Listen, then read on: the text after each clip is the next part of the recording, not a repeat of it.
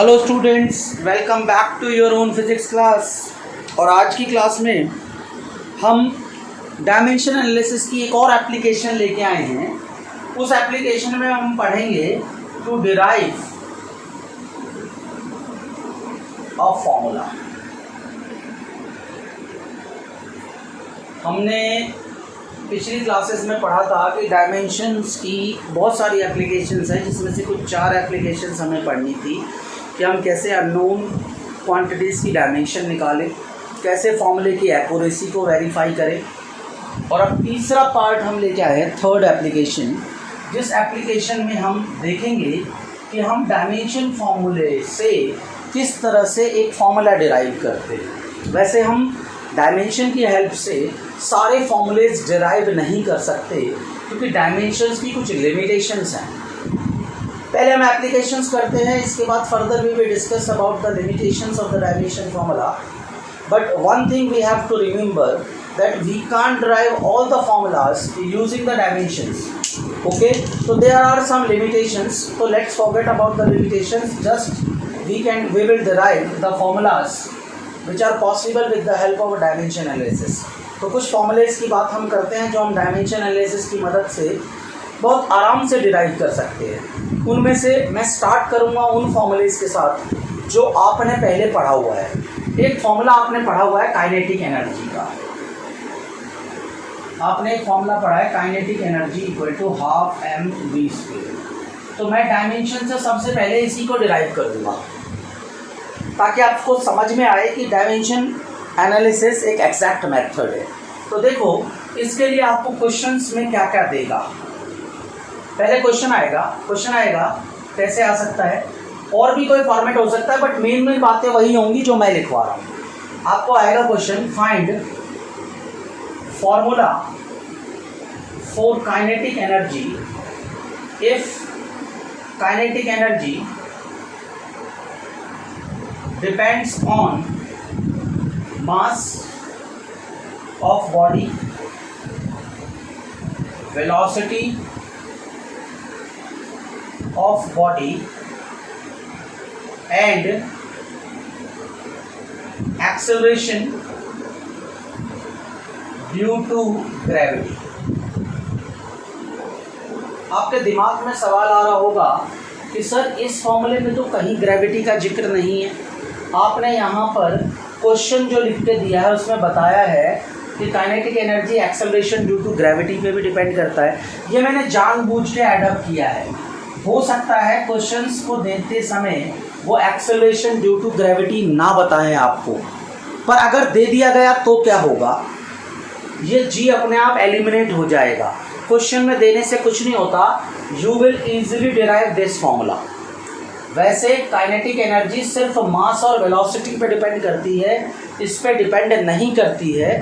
मैंने आपको क्वेश्चन में ऐड अप कर दिया है। तो देखो क्या होता है। वैसे जो आपको क्वेश्चन आएगा उसमें ये लाइन नहीं आएगी, पर मैंने दे दिया है और मैं देखना चाहता हूँ कि फॉर्मूला क्या आएगा। क्या लिखा है, find the formula for kinetic energy if kinetic energy depends on mass and velocity of the body.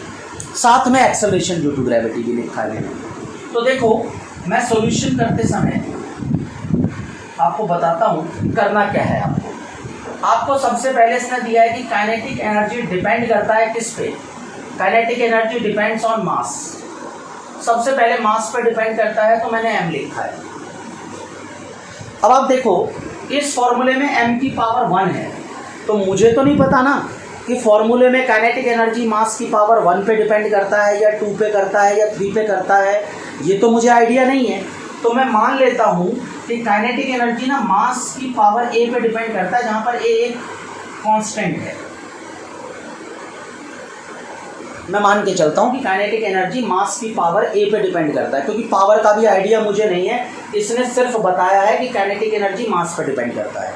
दूसरी बात, इसने कहा काइनेटिक एनर्जी ना वेलोसिटी पर डिपेंड करता है। फॉर्मूले में 2 है, मैं मानता हूँ कि मुझे पता नहीं, तो b भी एक कांस्टेंट है। मैं ये मान के चलता हूँ कि काइनेटिक एनर्जी वेलोसिटी की पावर b पे डिपेंड करता है। पावर मुझे पता नहीं कितनी है, क्योंकि फॉर्मूला डिराइव करना है मुझे। फिर क्वेश्चन ने कहा है कि kinetic energy acceleration due to gravity पे भी डिपेंड करता है, तो मैं जी की पावर सी मानता हूँ और सी भी एक कांस्टेंट है। क्लियर? अब इसको जब हम रिप्लेस करते हैं तो काइनेटिक एनर्जी इक्वल टू एक के आता है, एम की पावर ए, वी की पावर वी, जी की पावर सी। यहाँ पर के क्या है? एक कांस्टेंट है। और कैसा कांस्टेंट है ध्यान रखना? डायमेंशनलेस। डायमेंशनल कांस्टेंट नहीं हो सकता ये, क्योंकि डायमेंशन फॉर्मूले की लिमिटेशन है कि जिसमें ये डायमेंशन वाले कांस्टेंट आ जाएंगे वहाँ ये डिराइव करने में फेल हो जाता है। लिमिटेशंस में हम बाद में डिस्कस करेंगे। जैसे ऐसा कांस्टेंट होगा, जैसे हाफ है, हाफ की कोई डायमेंशन नहीं है, log 2 हो, x हो, पाई हो, सॉरी x नहीं, log भी नहीं होता, पर मान लो log 2 है या पाई है या 6 पाई है या 100 है, ऐसे डायमेंशन लेस कांस्टेंट कोई भी कांस्टेंट हो सकता है के। तो हमने ये फॉर्मूला लाया है। आपको पता है कि अगर ये प्रोपोर्शनलिटी का निशान हम हटाते हैं तो एक कांस्टेंट आता है। प्रोपोर्शनलिटी को जब इक्वल टू में चेंज करते हैं तो एक कांस्टेंट हम डालते हैं। तो हमने डाल दिया, ये हमारी इक्वेशन बन गई। This is equation number 1। अब अगला स्टेप क्या है? अगले स्टेप में हम करते हैं प्लेसिंग डायमेंशंस बोथ साइड्स। दोनों तरफ जो जो क्वांटिटीज है अब हम उनकी डायमेंशंस प्लेस करेंगे। तो देखो यहाँ काइनेटिक एनर्जी है, एनर्जी की डायमेंशन मुझे पता है ml² t-2 होता है और m की पावर 1 होती है। कुछ नहीं है तो पावर 1 है, m है तो उसकी पावर 1 है। यहाँ देखो k की कोई डायमेंशन नहीं, यहाँ मास है, दिस इज m, पर m की पावर a है तो ये लिखना पड़ेगा मुझे। यहाँ वेलोसिटी है lt-1, इसकी पावर b है। यहाँ एक्सेलरेशन ड्यू टू ग्रेविटी है तो lt-2 इसकी पावर c है। अब हमने एक फॉर्मूला पढ़ा है कि अगर l की पावर a हो और l की पावर मल्टीप्लाई में l की पावर b हो, पावर अगर बेस सेम हो तो पावर ऐड अप हो जाते हैं। इसको थोड़ा और सिंप्लीफाई करो, यहाँ m की पावर a कर दो, यहाँ l की पावर b और यहाँ t की पावर -b। यहाँ देखो l की पावर c और t की पावर -2c। अब देखो यहाँ तो m है, अकेला है, यहाँ l है और यहाँ l है, दोनों का बेस तो सेम है, पावर देखो दोनों के ऐड हो जाएंगे तो l की पावर b + c लिखो यार। यहाँ भी देखो बेस सेम है, पावर ऐड कर दो, t की पावर -b -2c, ये बन चुका है। और यहाँ क्या है? m की पावर 1, l की पावर 2, t की पावर -2। अब एक चीज आपने और पढ़ी है कि अगर 2 की पावर 4 हो और यहाँ पर मैं लिखता हूँ 2 की पावर a, इनके बेस सेम है तो आप जानते हो a की वैल्यू 4 होती है। अगर बेस सेम होता है तो हम पावर को इक्वेट कर देते हैं। यहाँ भी देखो, यहाँ भी m है, यहाँ भी m है, यहाँ l है, यहाँ l है, यहाँ t है, यहाँ t है। Because these base are same तो you can equate the powers. तो अगला स्टेप क्या होगा? अगला स्टेप होगा इक्वेटिंग पावर्स बोथ साइड्स।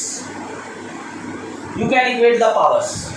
तो यहाँ देखो, यहाँ m की पावर 1 है, यहाँ m की पावर a है, तो your a = 1। Next step, here you have the l की पावर 2 और यहाँ l की पावर b + c, तो 2 = b + c।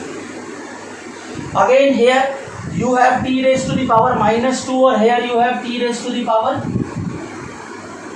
here t raised to the power -2, here t raised to the power -b -2c। From these two equations you can write as b + c here and your 2 is here.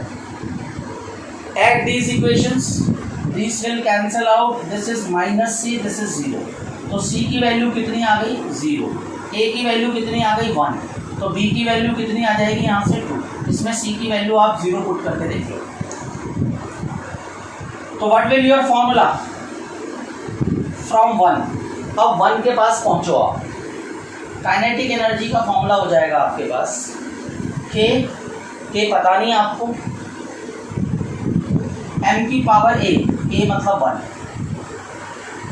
v की power b b मतलब 2 और g की power c मतलब 0। तो आप क्या लिख सकते हो kmv²। और आपको यहाँ पर पता है here k equal to half, तो you can easily write kinetic energy equal to half mv²। ज़्यादातर आपको कांस्टेंट की वैल्यू दे रखी होती है क्वेश्चंस में, अगर ना दे रखी हो तो आप के भी लिख सकते हो। अगर आपको कांस्टेंट की वैल्यू पता है तो आप अपनी मर्जी से भी लिख सकते हो। इस कांस्टेंट की वैल्यू को हम एक्सपेरिमेंट को बार बार रिपीट करके निकालते हैं, पर डायमेंशन इस कांस्टेंट के बारे में कोई आइडिया नहीं देता। अगर आपको इस कांस्टेंट की वैल्यू नहीं पता तो you can simply write formula as kmv²। गलत नहीं होगा, क्लियर है। सिर्फ आपको फॉर्मूला डिराइव करना था। इस तरीके से हम फॉर्मूले को डिराइव करते हैं। एक और क्वेश्चन देखो आप, जो आपने पहले पढ़ा है। क्या पढ़ा है? Potential energy. Potential energy of body depends on mass of body, acceleration due to gravity, acceleration due to gravity and height from reference level. Find formula for potential energy. Screen को पॉज करके आप ये formula खुद derive करने की कोशिश करो और उसके बाद चेक करो कि मैंने कैसे डिराइव किया। क्लियर है? इसको राइट डाउन करना है बेटा। सेम प्रोसीजर आपको फॉलो करना है, चेंज नहीं करना है। सॉरी, हर क्वेश्चन में you have to follow the same procedure. जैसे कि देखो, आपको पता है कि पोटेंशियल एनर्जी इसने कहा है कि मास पे डिपेंड करता है, तो potential energy proportional to mass की पावर है। अगला स्टेप क्या है? Potential energy proportional to acceleration due to gravity, g की power e। Potential energy depends from height from the reference level, तो potential energy depends on the height. मुझे पता नहीं पावर कितने टाइम्स होनी चाहिए। वैसे तो ये फॉर्मूला आपको पता है कि P इक्वल टू mgh होता है, सबकी पावर 1 है, पर आप ये मान के चलो आपको पता नहीं है, आप ABC लिख दो। ABC अननोन है, उसकी वैल्यू हमें निकालनी है। तो देखो अब क्या होगा, अगला step potential energy equal to k m की पावर a, g की पावर b और h की पावर c, और यहाँ पर k क्या है? कांस्टेंट है। प्लेसिंग डायमेंशंस बोथ साइड्स, दोनों तरफ डायमेंशंस प्लेस कर दो आप। यहाँ पोटेंशियल एनर्जी है, डायमेंशंस ml²t-2। हर टाइप की एनर्जी का डायमेंशन सेम है, पावर 1 है। मास चाहे ये भी मतलब इसको चाहे लिख दो, क्योंकि इक्वेट करना है इसीलिए मैं 1 लिख के चलता हूँ। यहाँ आ जाओ, k कांस्टेंट है, डायमेंशनलेस। यहाँ m है, इसकी पावर a है। यहाँ g है मतलब LT-2, इसकी पावर b है। यहाँ हाइट है, हाइट भी लेंथ है एक तरह की, और इसकी पावर c। तो यहाँ क्या करो, m की पावर a, यहाँ l की पावर b और t की पावर -2b, और यहाँ c की पावर l की power c। This is m1 l²t-2। अब देखो, जिनके बेस सेम है उनकी पावर्स को ऐड कर दो आप। जिनके बेस सेम है, m अकेला है तो m सिर्फ ये आएगा, l यहाँ भी है, l यहाँ भी है, तो l की पावर b + c। t देखो, t भी अकेला है, t की पावर -2b, और यहाँ क्या है? m1 l²t-2। अगला स्टेप क्या है? इक्वेटिंग पावर्स बोथ साइड्स, दोनों तरफ पावर को इक्वेट करो। देखो यहाँ और यहाँ भी m है, यहाँ भी m है, तो a की वैल्यू कितनी आ जाएगी? 1, पावर सेम हो जाएगी। यहाँ देखो, l की पावर 2 है और यहाँ l की पावर b + c है। यहाँ देखो, t की पावर -2 है, t की पावर -b है, तो -2 = -2b, तो v इक्वल टू 1, यहाँ पर पुट करोगे तो c की वैल्यू भी 1 आ जाएगी। तो फॉर्मूला क्या बनेगा, फ्रॉम 1, इस वाले में वैल्यू डालो, k की जगह k आएगा, m की जगह m आएगा, और इसकी पावर 1 है, g की पावर भी 1 है, और h की पावर भी 1 है। तो k m g h आप ऐसे छोड़ सकते हो।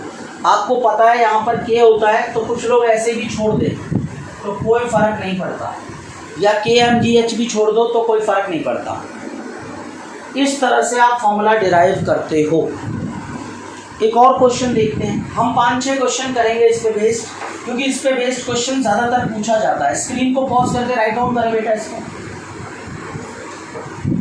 देखो प्रोसेस आपको सेम फॉलो करना है, मैंने पहले भी बताया था, मैं अब भी बता रहा हूँ आपको। तो अब हम एक और अगला क्वेश्चन देखते हैं। देखो अगला क्वेश्चन है, अगला क्वेश्चन नंबर 3 देखते हैं हम लोग, और क्वेश्चन नंबर 3 भी इसी डायमेंशन पे बेस्ड देखते हैं हम लोग, क्योंकि जितने ज़्यादा मैक्सिमम क्वेश्चंस हम करेंगे उतने ज़्यादा हमारी क्वालिटी इम्प्रूव होगी, क्योंकि न्यूमेरिकल करने से ही आपको पता चलता है कि जो आपने कॉन्सेप्ट पढ़े हैं कि आप उन्हें अप्लाई कर पाते हो या नहीं।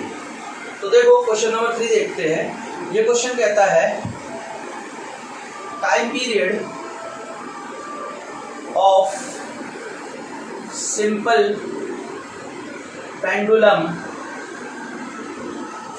Depends on mass of bob, acceleration due to gravity,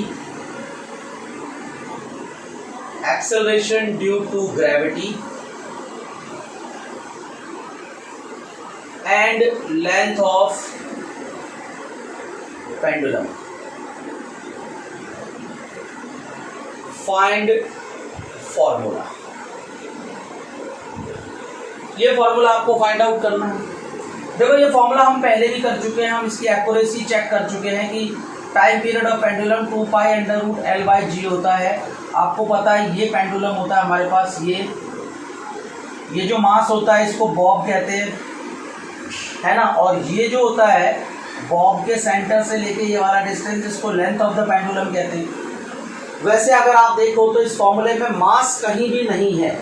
देखो फॉर्मूले में ये देखो, यहाँ तो मैंने मास बोला हुआ है आपको, पर इस फॉर्मूले में मास नहीं है। मैंने आपको पहले भी बताया था कि जो लोग सवाल बनाते हैं दे आर वेरी एक्सपर्ट। हो सकता है कि वो मास ना डालें, सिर्फ 2 ही फैक्टर डालें, पर हो सकता है वो मास भी ऐड कर दें। और जब आप फॉर्मूला डिराइव करोगे तो you will see the mass is eliminated from the formula. तो हम इसको डिराइव करते हैं। देखो कैसे, हमें कहा गया कि टाइम पीरियड, अच्छा आपको शायद टाइम पीरियड का पता ना हो, अगर पता है तो वेरी गुड, नहीं पता है तो देखो ये जो बॉब है जब इसको थोड़ा सा फोर्स लगाएंगे तो मान लो ये स्विंग करता है ए और बी के बीच में। वैसे टाइम पीरियड डिक्रीज होता चला जाता है एयर के फ्रिक्शन की वजह से, पर अगर मैं मानूँ ये जो एम्पलीट्यूड है, टाइम पीरियड नहीं बेटा, टाइम पीरियड तो कांस्टेंट रहता है, ये जो एम्पलीट्यूड है यहाँ से यहाँ ये कम होता चला जाता है हवा के फ्रिक्शन की वजह से। मान लो मैं यहाँ से पेंडुलम को छोड़ता हूँ, यहाँ जा करके ये वापस यहाँ तक नहीं पहुँच पाता एयर के फ्रिक्शन की वजह से। प्रैक्टिकल भी है आपके सिलेबस में, तो प्रैक्टिकल करोगे तो आप देखोगे कि टाइम पीरियड ऑलमोस्ट कांस्टेंट आता है। टाइम पीरियड होता क्या है पहले ये समझ लें आप। टाइम पीरियड होता है कि ये पेंडुलम यहाँ से छोड़ा आपने बॉब को, ये यहाँ से इस पॉइंट से होता हुआ बी तक जाएगा और वापस यहाँ आएगा, वो टाइम पीरियड है। आपको उसी टाइम पीरियड का फॉर्मूला निकालना है। तो क्या कहा गया, मेरा सवाल कहता है कि टाइम पीरियड मास के प्रोपोर्शनल है तो मास की पावर ए, टाइम पीरियड लेंथ के प्रोपोर्शनल है तो लेंथ की पावर बी, और टाइम पीरियड प्रोपोर्शनल है एक्सेलरेशन ड्यू टू ग्रेविटी तो पावर सी। देखो मास, एक्सेलरेशन ड्यू टू ग्रेविटी और लेंथ, किसी को पहले किसी को बाद में लिख सकते हो, ऐसी कोई बात नहीं है। आप कुछ भी लिखो, बस सारे जिन चीज़ों पे वो प्रोपोर्शनल है वो सारी चीज़ें आ जानी चाहिए आपके फॉर्मूले में। अब आप देखो कंबाइन कर दो तो t equal to K M raise to the power A L raise to the power B G raise to the power C. This is your equation number 1। क्या करो, प्लेसिंग डायमेंशंस बोथ साइड्स, दोनों तरफ dimensions place कर दो। देखो यहां पर dimension क्या होगी, सिर्फ टी, मास तो है नहीं तो m0 लिख देता हूं, L0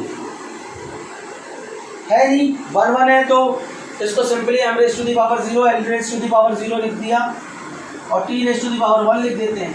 यहाँ देखो k की कोई डायमेंशन नहीं, इसकी dimension capital M which is a, इसकी डायमेंशन L की पावर b और इसकी डायमेंशन LT-2 और होल इक्वल टू होल की पावर कितनी है c। यहाँ देखो m की पावर a, L की पावर b, फिर यहाँ देखो L की पावर एक तो c और एक L की पावर -2c। तो इसको कैसे लिख सकता हूँ मैं, m⁻⁴ L⁻⁴ t⁻1 equal to m⁻⁴ L⁻⁴b plus c। देखो यहाँ बेस सेम है, पावर b प्लस c हो जाएगा और t⁻⁻2c। फिर वही step, equating powers both sides, दोनों तरफ पावर को इक्वेट करो तो देखो a कितना आ गया आपका 0, यहाँ भी m है यहाँ भी m है तो पावर सेम हो जाए, पावर इक्वल हो जाएंगे। b प्लस c, यहाँ 0 है इससे b इक्वल टू -c आ गया और -2c इक्वल टू 1, तो c इक्वल टू -1/2। अब ये वैल्यूज डाल दो, b कितना आ जाएगा 1/2। ये जो वैल्यूज आई हैं आपके पास, ये वैल्यू इसके अंदर पुट कर दो तो टाइम पीरियड कितना आ जाएगा, k m⁻⁴ L⁻⁴ which is b half and g⁻⁻, तो what you can write, you can write k, m खत्म हो जाएगा, L की power half divided by G की power half, it will equal to K under the root of L upon G। Simple, आपको पता है power half का मतलब रूट होता है। इस K की वैल्यू अगर आपको पता है तो you can write 2π, otherwise you can leave it as a K। पता है तो लिख दो, पर डायमेंशन फॉर्मूले में आपको कांस्टेंट नहीं भी लिखोगे तो कोई प्रॉब्लम नहीं आएगी। तो इस तरह से हम सवाल करते हैं, आपको ज़्यादा से ज़्यादा सवाल करने हैं और कोशिश करनी है कि आप अपने आप को परफेक्ट कर सको, क्योंकि जितने मैक्सिमम क्वेश्चंस आप करोगे परफेक्शन उतनी ज़्यादा आएगी। तो अब हम मूव करते हैं अपने अगले क्वेश्चंस की तरफ, ठीक है। आप खुद करेंगे और जो मैं करूँगा उससे आंसर को मैच करेंगे, ठीक है। The viscous dragging force, the viscous dragging force on a spherical body falling through a viscous medium depends on radius of body, coefficient of viscosity,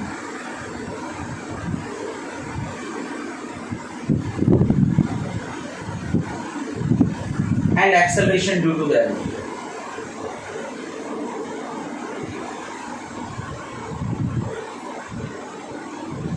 Find formula. देखो जब मैंने आपको कोफिशिएंट ऑफ विस्कोसिटी निकालना सिखाया था तो बताया था 6π eta RB equal to F होता है ड्रैगिंग फोर्स। आपको यही फॉर्मूला डिराइव करना है, क्लियर है। तो देखो कैसे करेंगे इसको, सिंपल वही step, force proportional to eta की power A, force proportional to radius की पावर बी और फोर्स प्रोपोर्शनल टू वेलोसिटी की पावर सी। मुझे दे रखा है कि बॉडी के रेडियस पे, कोफिशिएंट ऑफ विस्कोसिटी पे और एक्सेलरेशन ड्यू टू ग्रेविटी पे डिपेंड करता है। अब आप देखो फोर्स का फॉर्मूला क्या होगा, के एटा की पावर ए, रेडियस की पावर v, वेलोसिटी की पावर c। दोनों तरफ डायमेंशंस प्लेस कर दो, mlt-2 फोर्स की डायमेंशन। इसकी डायमेंशन कितनी होगी, देखो कोफिशिएंट ऑफ विस्कोसिटी की डायमेंशन कितनी होगी, इसकी डायमेंशंस होगी m l-1 t-1। आपको मैंने बोला था कि कोफिशिएंट ऑफ विस्कोसिटी की डायमेंशन पूछी जाती है, ml-1 t-1 ना आए तो आप ये फॉर्मूला ध्यान रख के एटा की डायमेंशन निकाल सकते हो।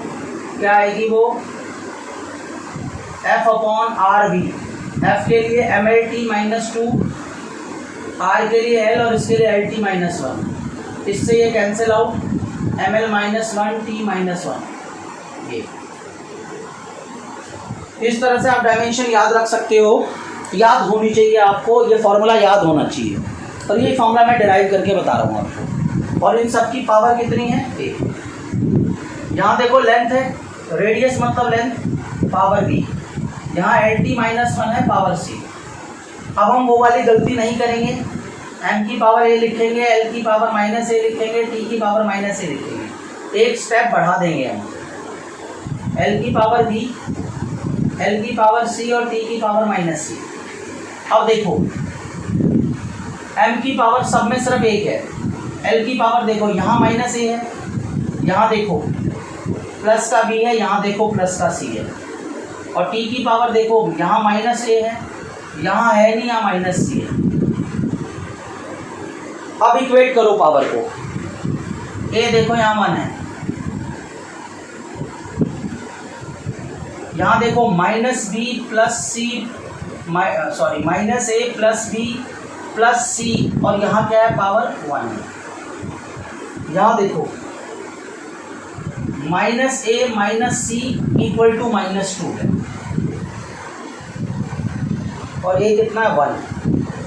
तो यहाँ -1 माइनस c इक्वल टू -2, तो इससे c की वैल्यू कितनी आ गई, 1। c भी 1, a भी 1। इसमें c और a की जगह 1 कर दोगे तो b भी आपका 1 ही आ जाएगा, और इसके अंदर पुट कर दो, सबकी वैल्यू 1। तो f की वैल्यू कितनी आ जाएगी आपके पास, k एटा RV, और यहाँ k की वैल्यू 6 पाई होती है। अगर आपको k की वैल्यू पता है तो ओके, और नहीं पता है तो k डाल के छोड़ दो। यहाँ k की वैल्यू 6 पाई है, कोई डाउट नहीं, सिर्फ k डाल के भी छोड़ सकते हो, कोई गलत नहीं करेगा। एक और क्वेश्चन देखो आप बेटा, क्वेश्चन देखने के बाद स्क्रीन को पॉज करके आप खुद डिराइव करने की कोशिश करें, और बाद में मैच कर ले, क्या दिक्कत है, वीडियो पॉज तो कर ही सकते हो आप। देखो क्या होगा, क्वेश्चन है centripetal force on a body moves in a circular path depends on mass of body,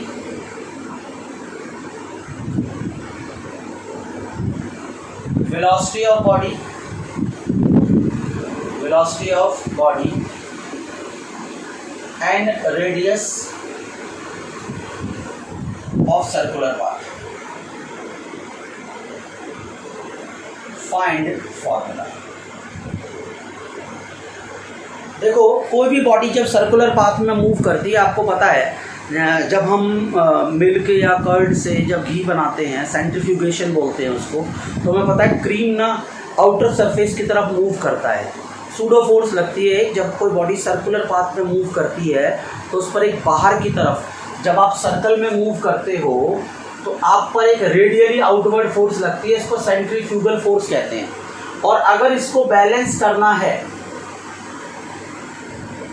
ठीक है, तो इसको एक फोर्स अंदर की तरफ लगानी पड़ेगी जिसको सेंट्रीपिटल फोर्स कहते हैं, और जिसका फॉर्मूला आपने पढ़ा हुआ था mv²/r, क्लास 9th में पढ़ाया हुआ था। आपको ये फॉर्मूला डिराइव करना है, तो सिंपल है। देखो कैसे, सेंट्रीपिटल फोर्स कहा इन्होंने, मास पे डिपेंड करता है, मैंने मान लिया।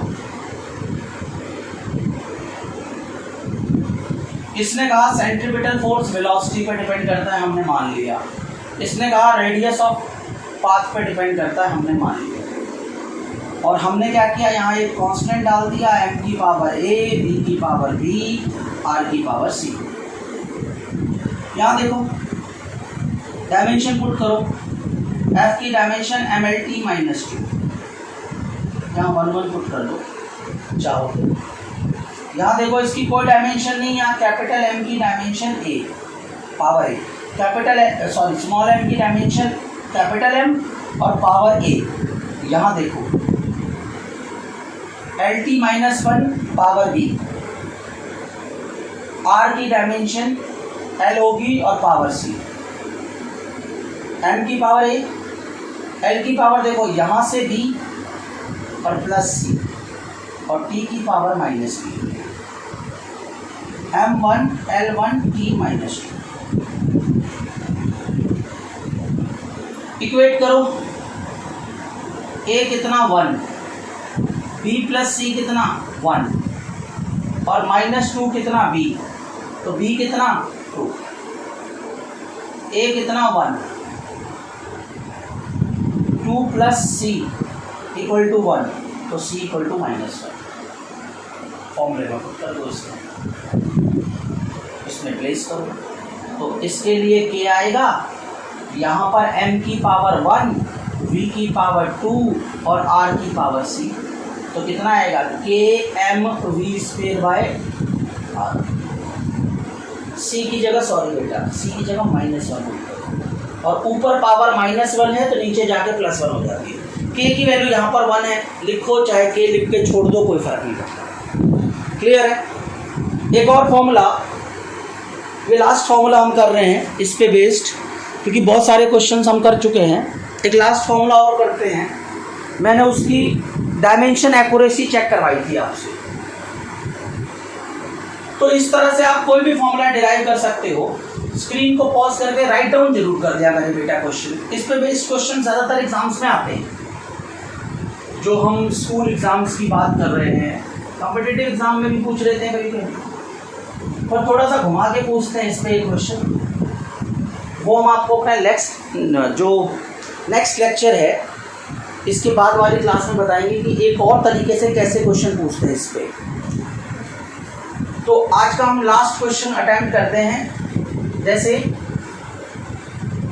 ये क्वेश्चन है, क्वेश्चन कहता है the frequency of vibration of a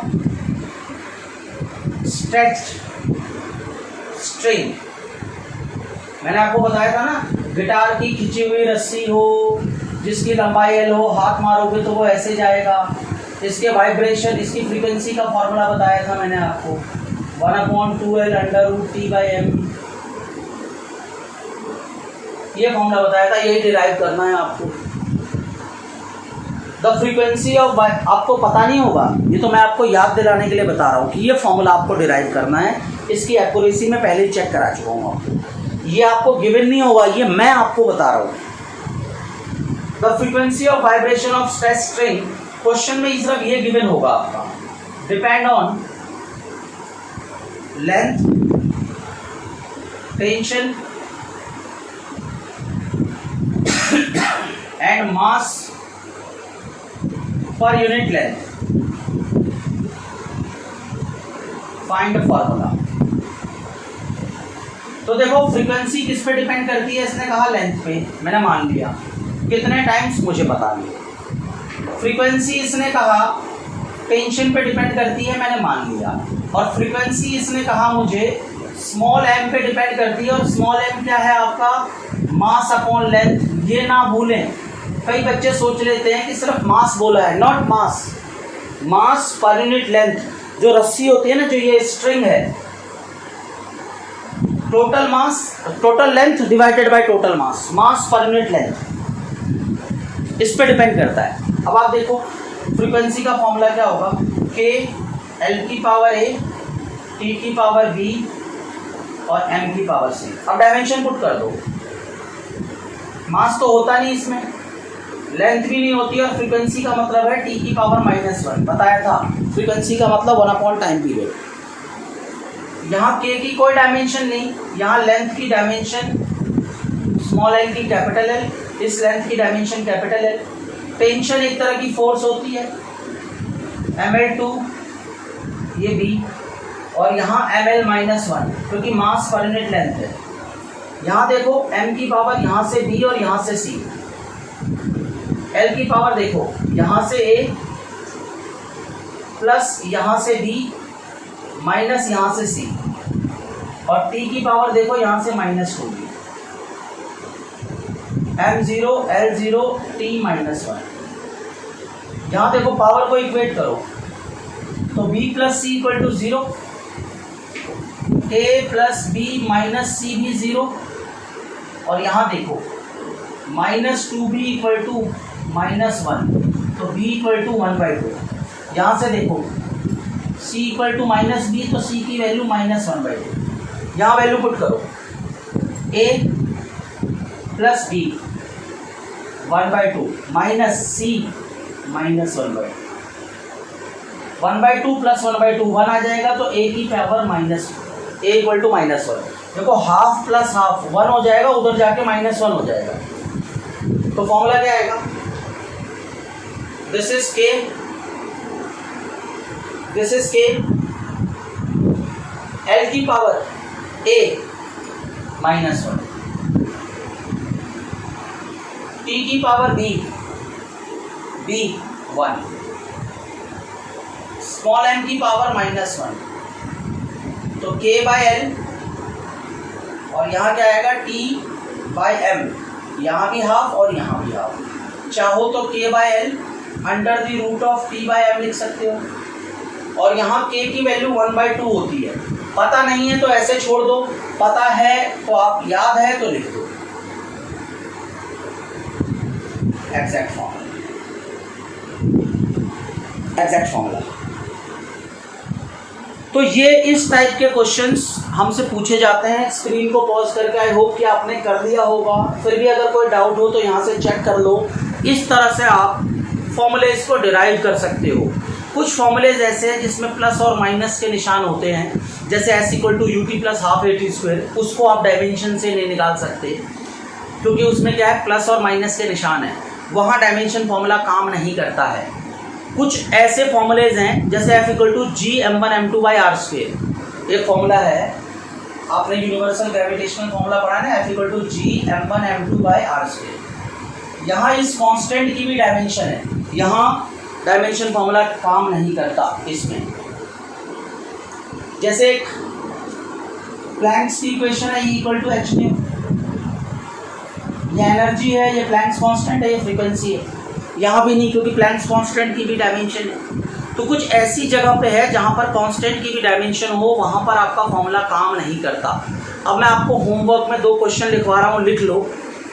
एक क्वेश्चन है, the velocity of sound wave in a medium, the velocity of sound wave in a medium depends on pressure and the density of the medium, find the formula. I repeat the question.